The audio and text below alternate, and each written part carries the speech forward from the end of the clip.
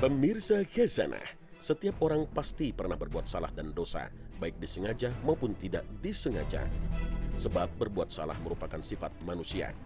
Namun sebaik-baik orang yang bersalah adalah orang yang mau meminta maaf atas kesalahannya dan bertaubat atas dosa-dosanya. Rasulullah SAW bersabda, setiap anak cucu Adam pernah bersalah, dan sebaik-baiknya orang yang bersalah adalah orang yang mau bertaubat. Hadis riwayat At-Tirmizi.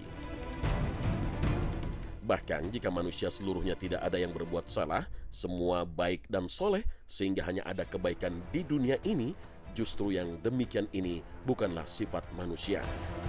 Rasulullah SAW bersabda, seandainya kalian tidak berbuat dosa, niscaya Allah akan melenyapkan kalian, dan Dia pasti akan mendatangkan suatu kaum yang berbuat dosa, lalu mereka akan memohon ampun kepada Allah, lalu Dia akan mengampuni mereka. Hadis riwayat Muslim. Artinya manusia adalah makhluk taubat. Rasulullah SAW menjamin siapapun yang bertaubat akan diampuni Allah Subhanahu wa Ta'ala sebesar apapun dosanya. Dalam hadis qudsi ditegaskan, Allah berfirman, wahai anak keturunan Adam, seandainya kamu membawa dosa sepenuh bumi, kemudian kamu menjumpaiku dalam keadaan tidak mempersekutukan sesuatu denganku, tidak berbuat syirik, tentu saja aku akan membawakan untukmu sepenuh bumi ampunan. Hadis riwayat Muslim. Dalam bertaubat, Allah Subhanahu wa Ta'ala mensyariatkan kepada kita solat taubat. Lalu bagaimana caranya? Apakah solat taubat harus terus-menerus dilakukan saat seseorang bertaubat? Para ulama 4 mazhab sepakat bahwa bertaubat merupakan kewajiban setiap orang yang melakukan dosa, baik itu setelah melakukan dosa besar maupun dosa kecil. Namun, jika seseorang melakukan dosa besar, maka taubatnya tidak cukup hanya dengan membaca istighfar saja, melainkan ia juga disunnahkan untuk melakukan sholat sunnah taubat sebanyak minimal 2 rakaat dan maksimal 6 rakaat. Sebab dosa besar merupakan dosa yang paling dibenci oleh Allah Subhanahu wa Ta'ala. Karena itu, bertaubat dari dosa besar seharusnya dilakukan dengan sungguh-sungguh ikhlas, disertai penyesalan yang mendalam, berhenti berbuat dosa tersebut, dan berkomitmen untuk tidak mengulanginya lagi. Inilah yang disebut dengan taubat nasuha. Rasulullah SAW bersabda, tidaklah seseorang melakukan suatu dosa, lalu ia berdiri untuk berwudu, kemudian melakukan sholat 2 rakaat, dan memohon ampun kepada Allah, kecuali Allah akan memberikan ampunan kepadanya. Hadis riwayat Abu Daud, An-Nasa'i, Ibnu Majah, Al-Baihaqi, dan At-Tirmizi. Dalam riwayat lain dinyatakan, barang siapa yang berwudu lalu membaguskan wudunya, lalu melaksanakan sholat 2 rakaat atau 4 rakaat, baik dia sholat wajib atau yang bukan wajib, dengan membaguskan rukuk dan sujudnya, lalu memohon ampunan kepada Allah, maka Allah akan mengampuninya. Hadis riwayat At-Tabrani. Berdasarkan hadis ini, memohon ampunan dosa besar dengan melaksanakan sholat tidak hanya terbatas setelah sholat sunnah, melainkan juga setelah sholat wajib. Hal ini tidak lain karena waktu setelah sholat merupakan waktu dikabulkannya doa oleh Allah Subhanahu wa Ta'ala. Lantas bagaimana jika orang yang melakukan taubat nasuha tidak terlebih dahulu melakukan sholat taubat? Apakah taubat nasuhanya tetap diterima oleh Allah Subhanahu wa Ta'ala?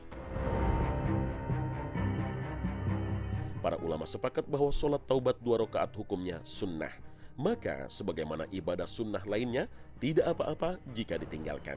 Akan tetapi orang tersebut tidak mendapatkan keutamaannya dalam meraih ampunan Allah Subhanahu wa Ta'ala. Oleh karena itu, orang yang ingin benar-benar taubat nasuha hendaknya melaksanakan sholat taubat ini terlebih dahulu untuk menambah kesempurnaan taubatnya, sekaligus menunjukkan keseriusan taubatnya kepada Allah Subhanahu wa Ta'ala.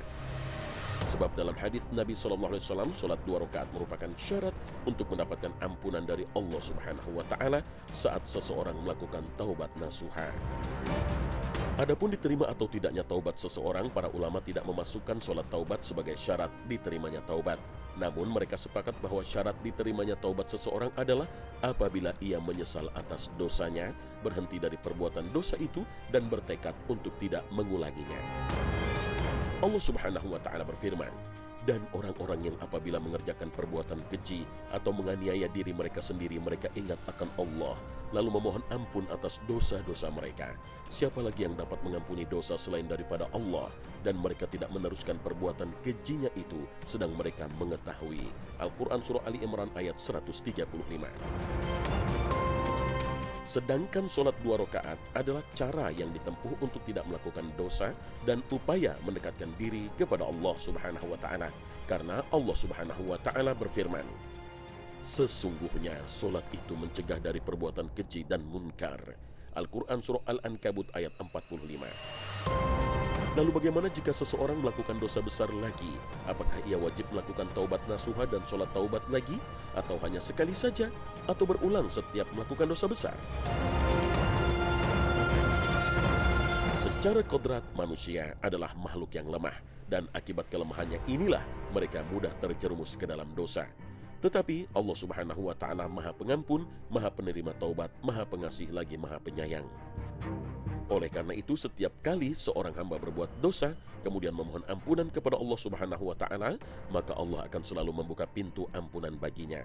Bahkan Allah Subhanahu wa Ta'ala merasa gembira jika seorang hamba yang berlumur dosa datang kepadanya dalam keadaan bertaubat dan menyesali dosa-dosanya.